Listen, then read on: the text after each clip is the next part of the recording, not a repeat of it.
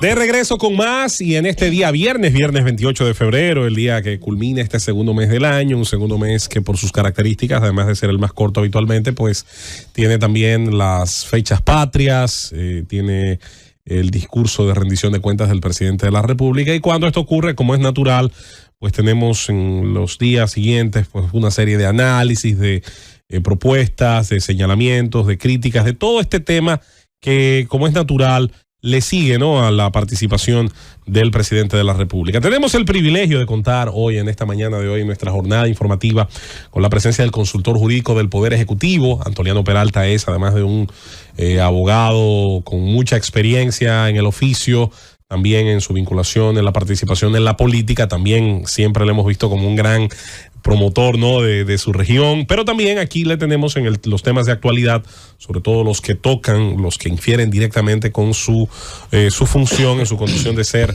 el acompañante del Poder Ejecutivo, sobre todo en los temas, en cómo las leyes, la Constitución, los señalamientos de las leyes abarcan y de alguna manera condicionan las decisiones del Poder Ejecutivo. Buenos días, Antoliano Peralta, bienvenido al Gobierno de la Mañana, licenciado. Buenos días, muchas gracias, complacido de estar aquí.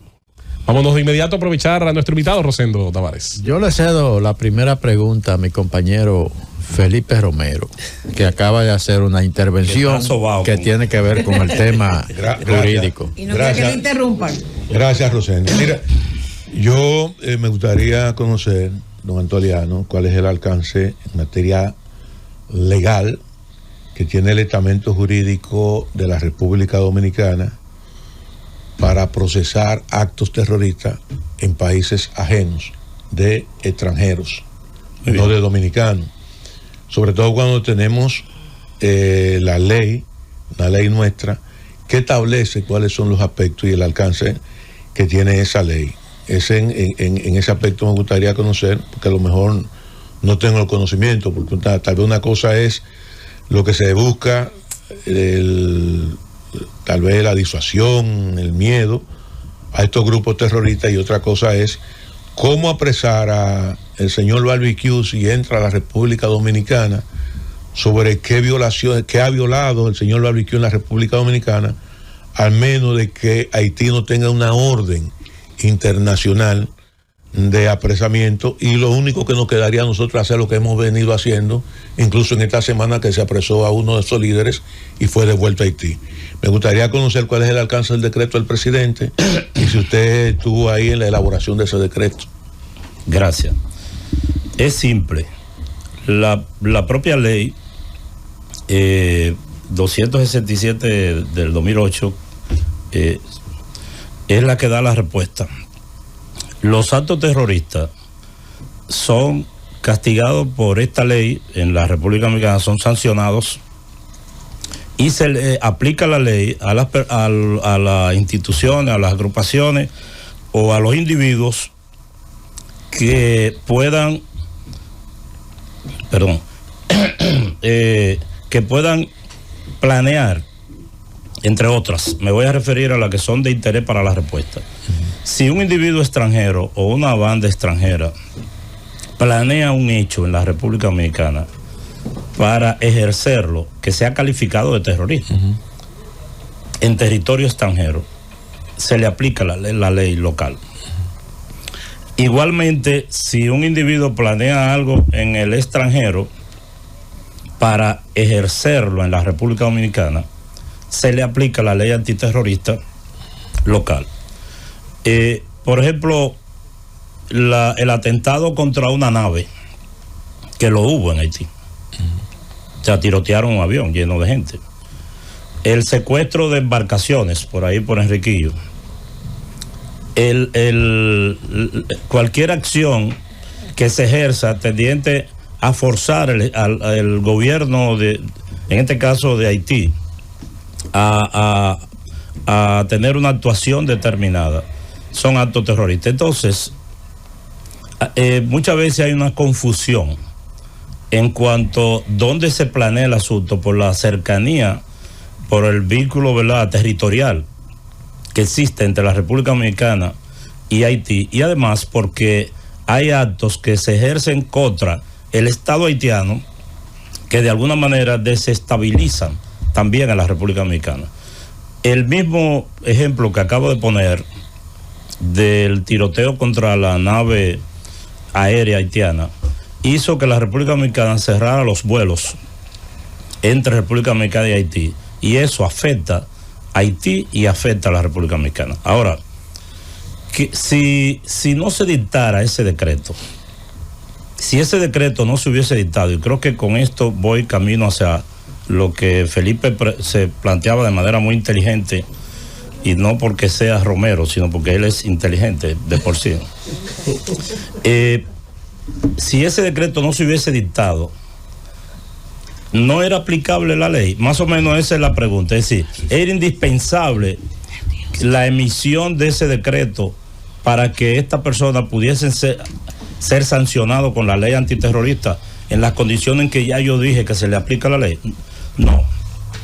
No es indispensable. ¿Para qué sirve el decreto? Primero, el decreto es una alerta, es una combinación, pero esa alerta sí tiene un efecto, porque además del que le estamos diciendo, miren, nosotros lo consideramos ustedes terroristas, y aquí hay una ley que sanciona en la forma que establece la propia ley al terrorismo, pero además tiene un efecto internacional, porque esas alertas que se disparan, hay unas alertas internacionales que se disparan cuando una nación declara a una organización como terrorista, y eso puede ir incluso en contra de la disponibilidad de fondos en bancos extranjeros, con propiedad de esas instituciones.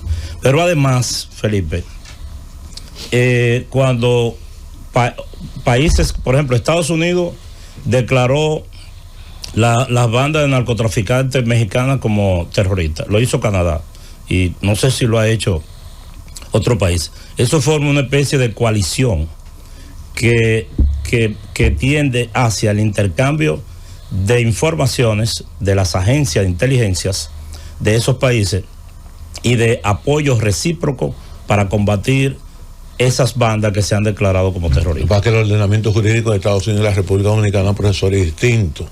Incluso aquí 5 gentes se juntan y dicen, estamos pensando llevar 5 kilos de cocaína a Estados Unidos. Eso es conspiración, y eso es suficiente para que Estados Unidos solicite una extradición contra esos conspiradores. Bueno, muy bien. Ya he dicho, vamos a partir de la suposición de que esas bandas sean terroristas, ¿verdad?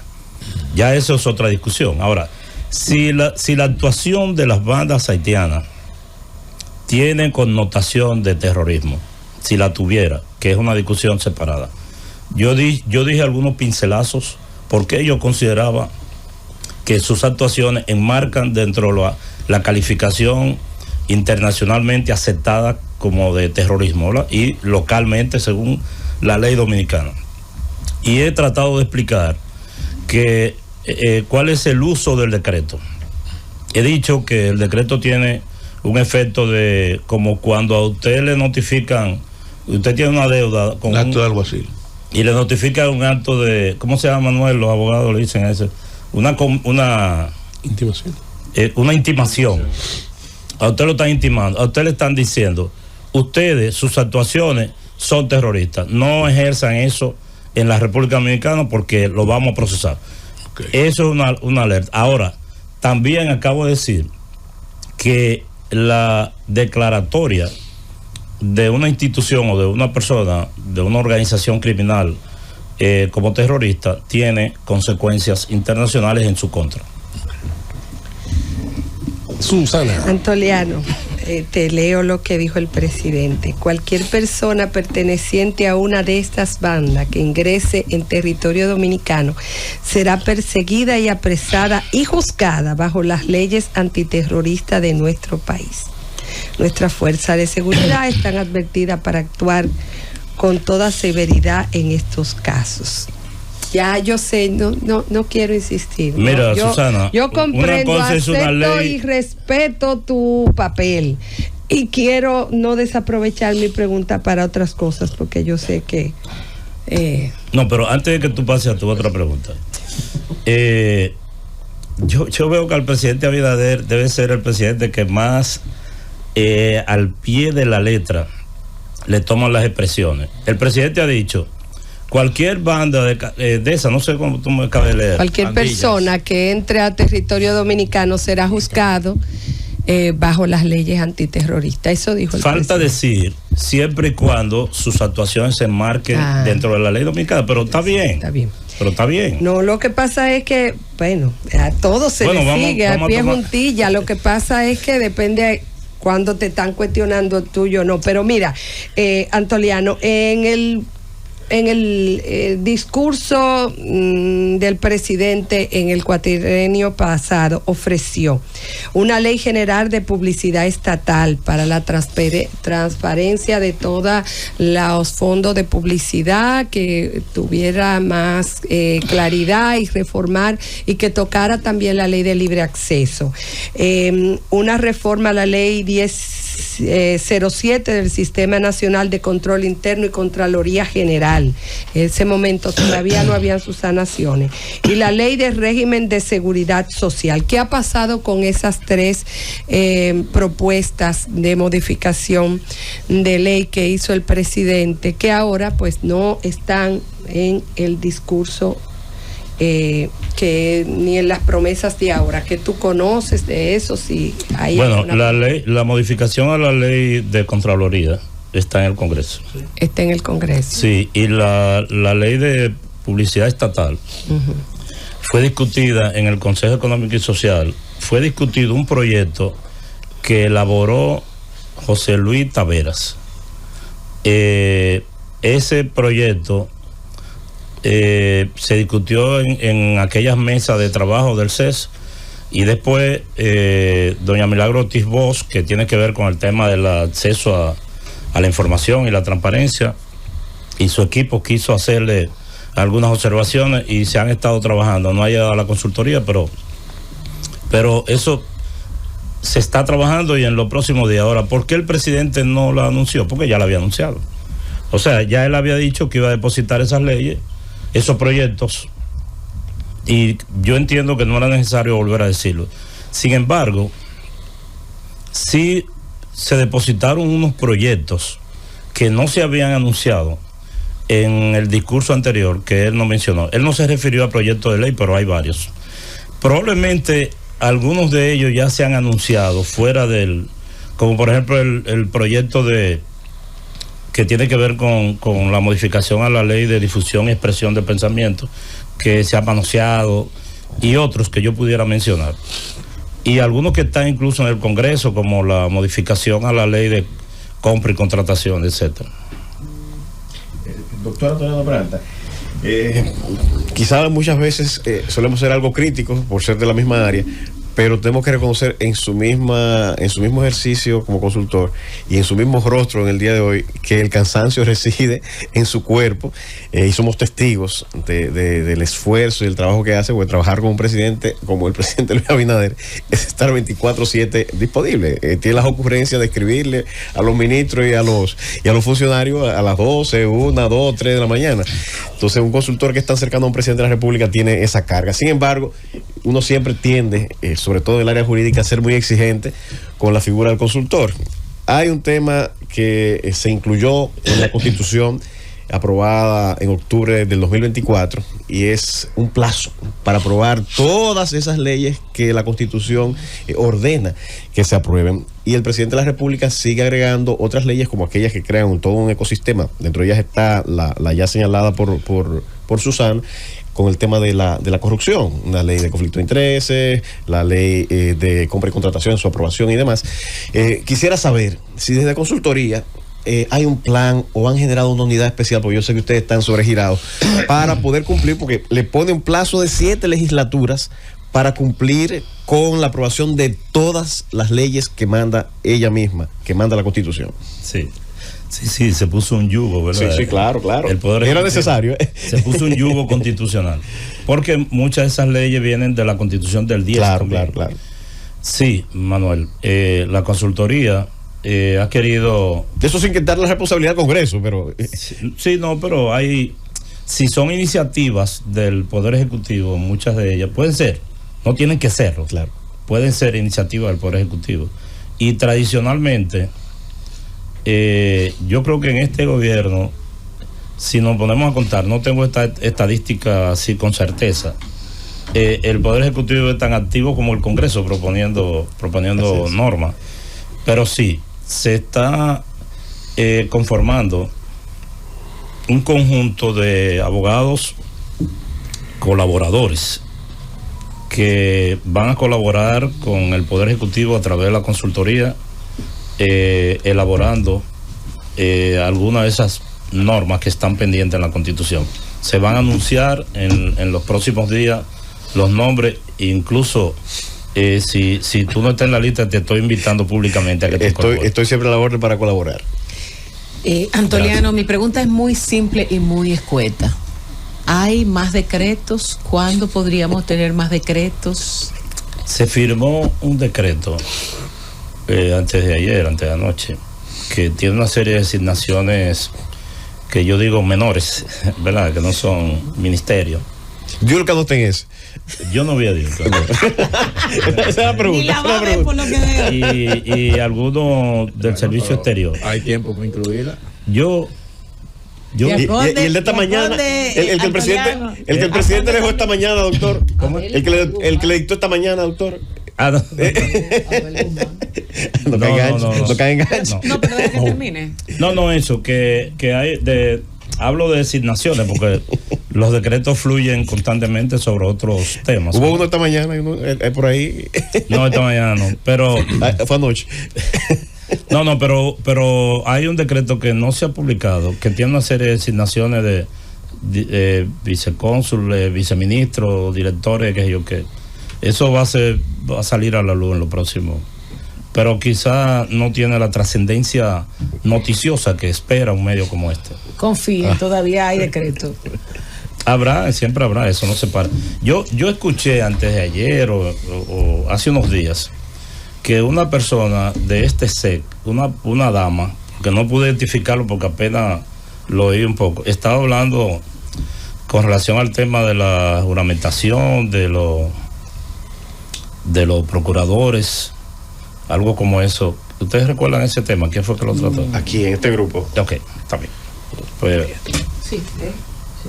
Todos hemos hablado de eso. Creo. Pero bueno. Es posible. ¿Qué dijo? A ver. no, decía como que el presidente no debía juramentar a los adjuntos. ¿Quién era? Era Julián. No me acuerdo bien, pero bueno. Ok, ya. Pero era para aclarar eso. Porque lo decide. No, porque eso tiene... Pero aclárelo. No, tiene una... Había un razón, en lo poco que oí, había un poco de verdad y un pequeño error. Y esto, yo dije, bueno, esto es una buena ocasión para un ejercicio didáctico. Lo que pasa es que coge el lápiz, Julieta. Ahora con esta nueva ley, y esto no es raro, tenemos una ley nueva y una constitución nueva con relación a ese tema, y todos estamos aprendiendo.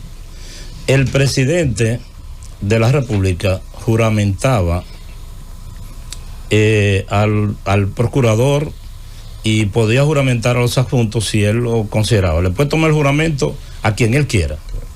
A una secretaria de... Es un servidor público. Sí, es un servidor público, el presidente lo puede juramentar. Ahora, no se estila que el presidente juramente funcionarios menores, pero sí puede juramentar un viceministro, un procurador adjunto, tiene más o menos esa categoría como de un viceministro. Entonces, el presidente juramentó a Jenny Berenice junto con Miriam Germán. Creo que ese era el tema. Sí. Ahora, nada se lo prohíbe, eso no está reglamentado. Lo que sí está reglamentado es que ahora, con la nueva modalidad de designación del procurador y los adjuntos, es el Consejo de la Magistratura quien los juramenta. Entonces, es el mismo presidente, claro, pero en función... Claro. Eso. Ay, sí, En este caso fue la vicepresidenta. Antoliano. Exactamente. Es una sutileza jurídica. El presidente, pero lo juramenta, fíjense que estaba el consejo ahí. Antoliano, entre los asistentes ayer a ese amplio discurso de rendición de cuentas del presidente, casi 2 horas y media, Pero al principio, el presidente, entre los asistentes allí, identificó al ex primer ministro británico Tony Blair y dijo que está rindiendo una labor de colaboración con el gobierno de la República Dominicana. ¿Cuál es exactamente el papel cuál es el tipo de colaboración que Tony Blair le está dando al gobierno dominicano? No, yo no lo sé. ¿No lo sabes? No. Y como dije una vez aquí, probablemente si lo supiera no lo dijera aquí. No, yo me enteré de la presencia de Tony Blair ahí. Entonces, otra pregunta, ya que no hay respuesta para esa. ¿Qué opinión te merece la descalificación de la oposición política al discurso del presidente? El PLD dice que eran medias verdades, inexactitudes. Leonel también hace otro tipo de aseveraciones. Dice que que el presidente se caracteriza por ser incumplidor, ineficaz e inoperante. No el presidente, el gobierno de Luis Abinader, dice Leonel Fernández. Bueno, a mí me parece que es una rutina. Yo no escuché al expresidente Fernández, escuché al joven secretario general del PLD, apellido Pujols. Johnny Pujols. Por cierto, un joven de muy buen trato, y muy educado, pero él fue a leer un comentario que le pidieron que leyera, y además ese es su papel. Lo que yo creo, Rosendo, es que un día debe llegar en que la oposición política se ejerza de otra forma. Es cierto que los partidos políticos tienen el deber de criticar al gobierno, y es bueno para el gobierno que hayan partidos políticos que lo critiquen, como también es bueno que haya medios de comunicación que le den su electroshock y le digan al gobierno por ahí no. Eso ha hecho que varios presidentes rectifiquen un camino. Recuérdense la medida que iba a tomar el gobierno del presidente Medina con relación a la tierra de Pedernales, que la presión pública le hizo devolverse, igual que el presidente Abinader con algunas medidas que todos conocemos que ha existido, y ese es el propósito, y ese debe ser la tarea de la oposición. Ahora, hay muchas cosas, muchos elementos dentro del discurso del presidente Abinader que son estadísticas, y yo pienso que esa descalificación no debe ser simples adjetivos, sino que, y eso no es una tarea mía, porque si Abinader dijo que se han construido 3,000 viviendas, y ustedes me lo preguntan a mí, yo tendría que preguntarle al MIBES si es cierto eso, pues yo no ando en ese mundo, ni tengo por qué tener ese registro. Pero yo entiendo que la oposición debería, no esta oposición, digo en sentido general, alabar las acciones correctas que hace el gobierno y enmendar las que no hacen, sancionar las que no son correctas. Sin embargo, ese tipo de observaciones deberían responderse con estadística, con números.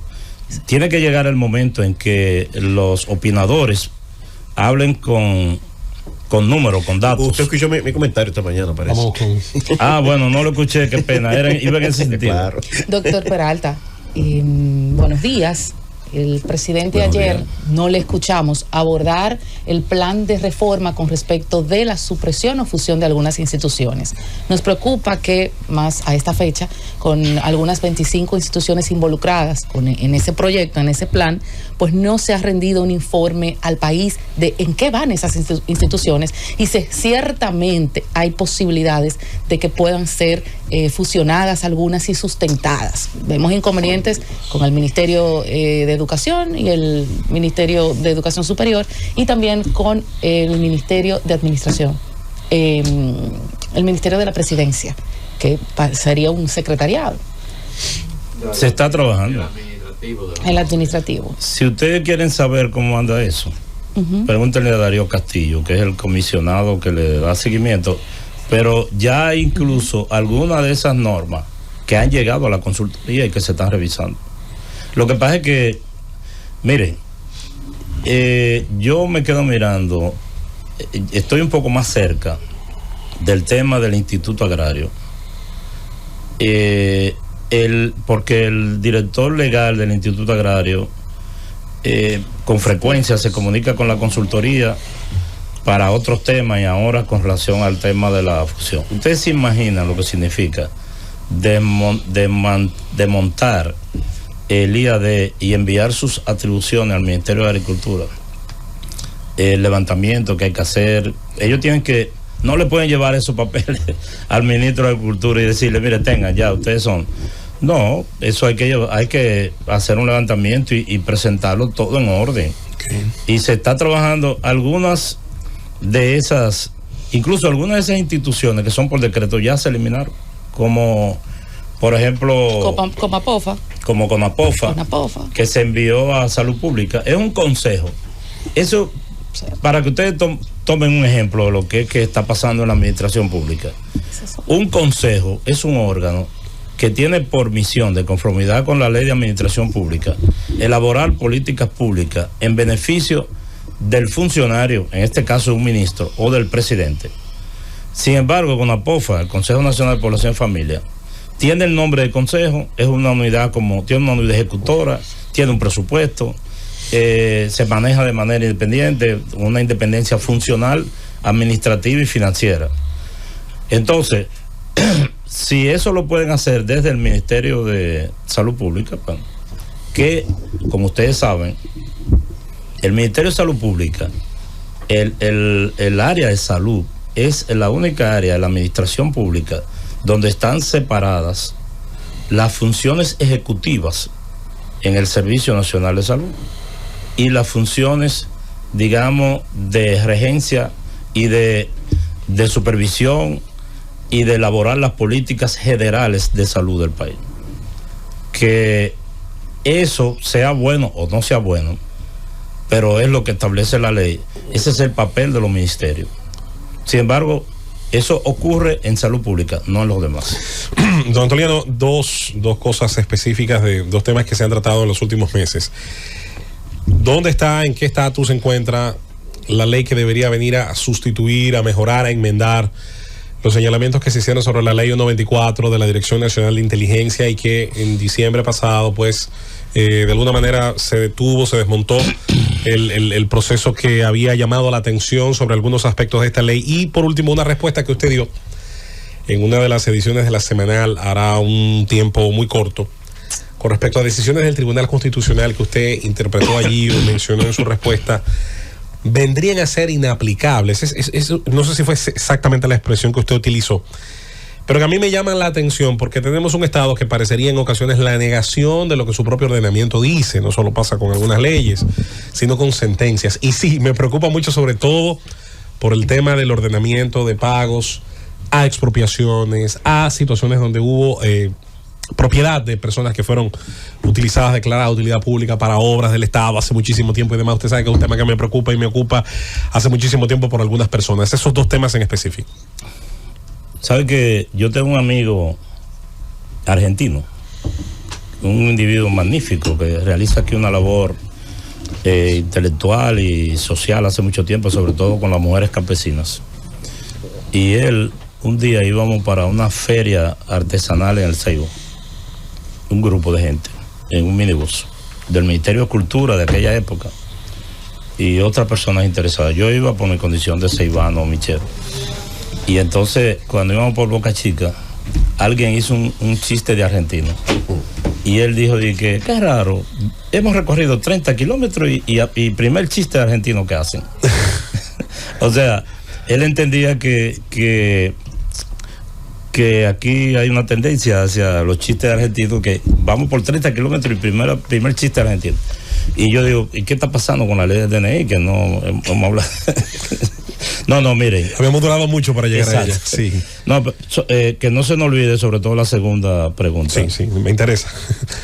La ley que rige, que debería regir la Dirección Nacional de Inteligencia, como yo he dicho otras veces en este mismo escenario, es una ley mandada por la Constitución.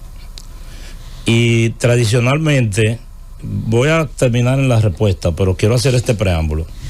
Tradicionalmente en la República Dominicana, desde el CIN, los servicios de inteligencia han estado dispersos e irregulados, porque la ley del DNI es una ley como de 8 artículos.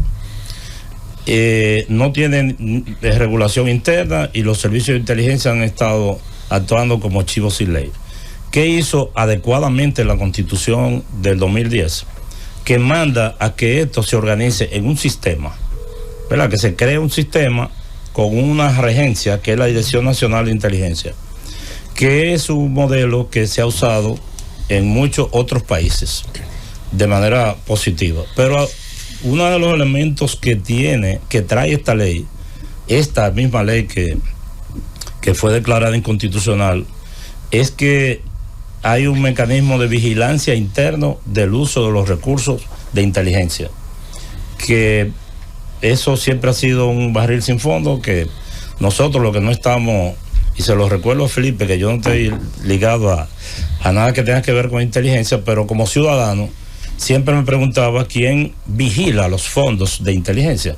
Bueno, pues el equipo que trabajó esto, entre lo cual no está la consultoría, lamentablemente, que trabajó esta magnífica ley, crea un mecanismo, una contraloría, una supervisión de los llamados fondos reservados para inteligencia. Esa es una... Y además organiza a todos los elementos que están en los estamentos militares bajo una dirección para que el Estado tenga un sistema de inteligencia. Bien. Ahora, ¿qué ocurrió? Que algunos medios de comunicación e instituciones sociales, encabezados por la Sociedad de Diario, dijeron, ahí esa ley tiene algunos artículos que no son muy precisos. Porque si bien la ley decía, y hay que decir así, que los servicios de inteligencia tenían que manejarse de conformidad con los parámetros legales y constitucionales, ellos decían, no, nosotros queremos que diga en el artículo 11, en el artículo 26, en tal artículo, que eso tiene que hacerse por orden de un juez, etcétera, etcétera, que lo diga con mayor precisión. Nosotros tuvimos una reunión con esas instituciones y dijimos, si esas sugerencias tienden a que esta ley sea más clara y más precisa, nosotros la aceptamos. Ellos buscaron un equipo de abogados y nos propusieron una pequeña ley, un pequeño proyecto que debió modificar la ley esta de la que estoy hablando, para hacer que esas disposiciones se acojan a los requerimientos de esas instituciones. Nosotros tomamos ese proyecto de ley y lo depositamos en el Congreso.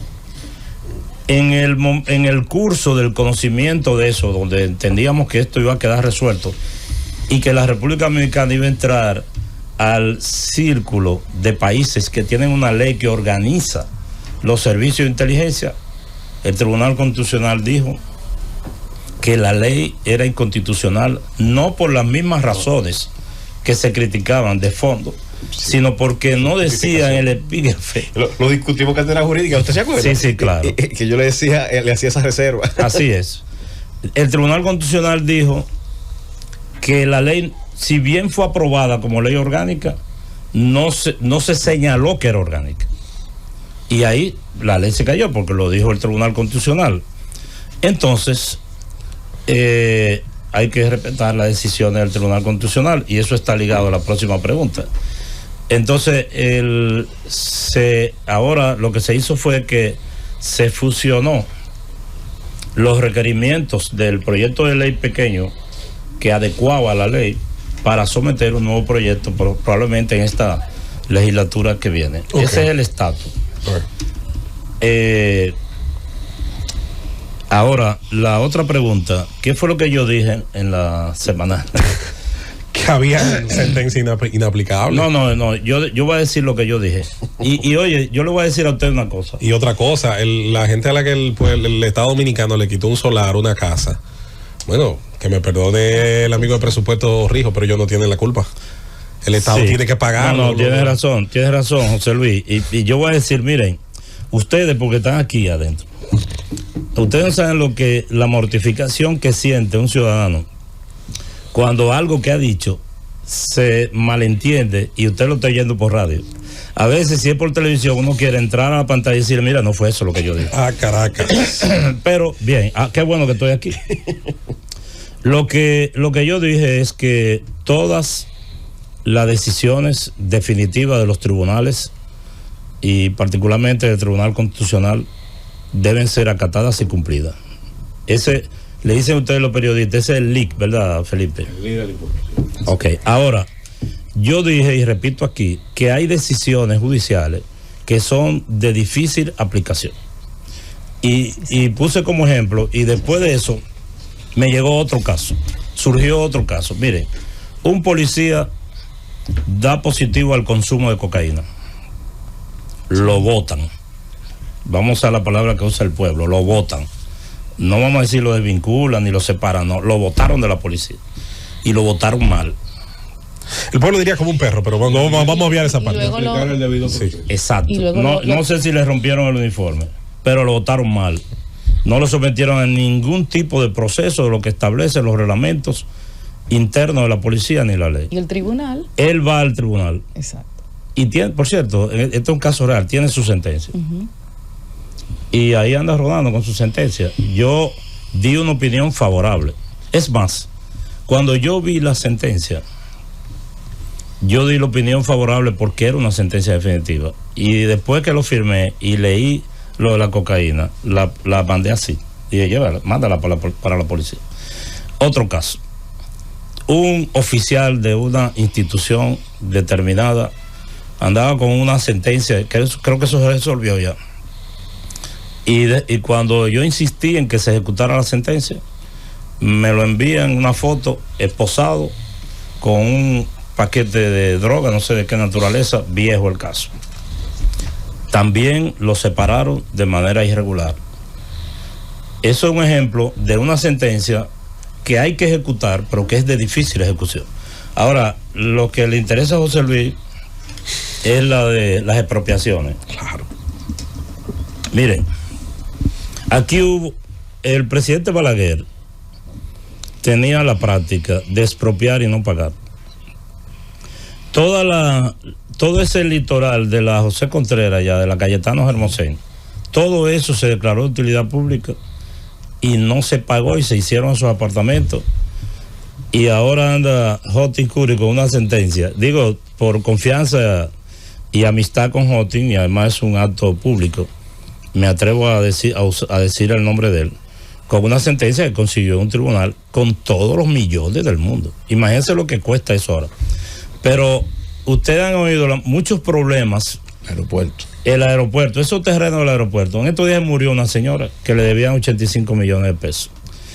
Si una persona le expropiaron un terreno hace X tiempo y le deben 50 millones de pesos, a lo mejor Hacienda resuelve eso con cierta facilidad. Pero cuando le presentan una sentencia que dice que 1.000 millones de pesos, todos esos terrenos hicieron esas presas que no están dentro del presupuesto. La gente se aparece con esa sentencia Hacienda, ese dinero no está presupuestado. Bueno, hay un mecanismo para inscribirlo en el presupuesto, que la gente usa poco.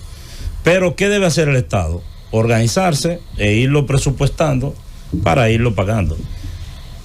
Conclusión, hay que ejecutarlas, pero no son de fácil ejecución. Habrá que hacer algo porque el Estado de Derecho aquí tiene una porque una también situación... el que tenía la tierra debe cobrar su... El que tiene la propiedad de Cayo Levantado está feo para la foto. Ese es un tema con la familia Trinidad. Ahí ese es otro tema. Es un tema ahí con la familia Trinidad. La familia de Win. Es un tema ahí con la familia Trinidad. Hay un tema en Samaná con la familia de Win. ¿Samaná o...? En Samaná. El Estado Dominicano, y perdone que lo alargue, porque yo creo que aquí todos hemos tocado estos casos, ya sea por familias nuestras o conocidos nuestros o personas allegadas, no puede comportarse como un corsario, pero ese ha sido su comportamiento histórico. Luego, eso ha prohijado la mafia que se dio y que todos conocimos en el pago de deuda pública y la situación de los los intermediarios y de este tema tan terrible que todos conocimos y que penosamente también llegó a nuestros titulares, a los titulares de los distintos medios, con un acto terrible de corrupción. Yo sé que no soy el único que va a pensar que usted deberá dentro de poco y pronto retornar con un poco más de tiempo. Hoy tenemos una doble presencia de invitados. De hecho, vamos a contar en un ratito con Johnny Pujols, que usted mencionó, precisamente va a estar acá en cabina con nosotros en unos instantes. Porque hay que ver si va a ser en calidad de consultor o de ministro de justicia. La próxima vez. Habrá que ver. Debería de venir con mayor frecuencia. Es verdad. Un segmento. Es de los pocos que comunica. Ponga Montilla y hacer tu decreto. Es verdad. Lo que pasa es que Manuel, que me quiere mucho. Presidente lento para los fieles. Lo que pasa es que Manuel, que me quiere mucho. Son la Sandra Binader, que él saca pronto los decretos. ¿Qué te parece? Son parientes. Qué buenos son estos muchachos. Qué buenos. Susana es la más política, incluyéndome a mí, de esta mesa, y sabe las reglas internas de la política. Que Guido Gómez me ha enseñado yo le he tomado a él dos palabras que son de mucha utilidad para explicar estas cosas. Él usa mucho la palabra las intrahistorias y las colindancias. Oh, qué bien. Hay que conocer la intrahistoria y la colindancia.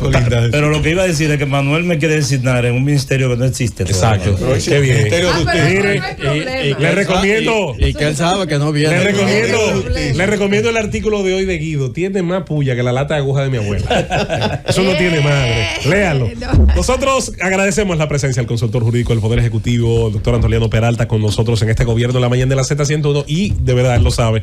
Esperamos que pronto pues tengamos una nueva presencia suya. Con mucho gusto. Seguimos con más. Llévatelo, Francis.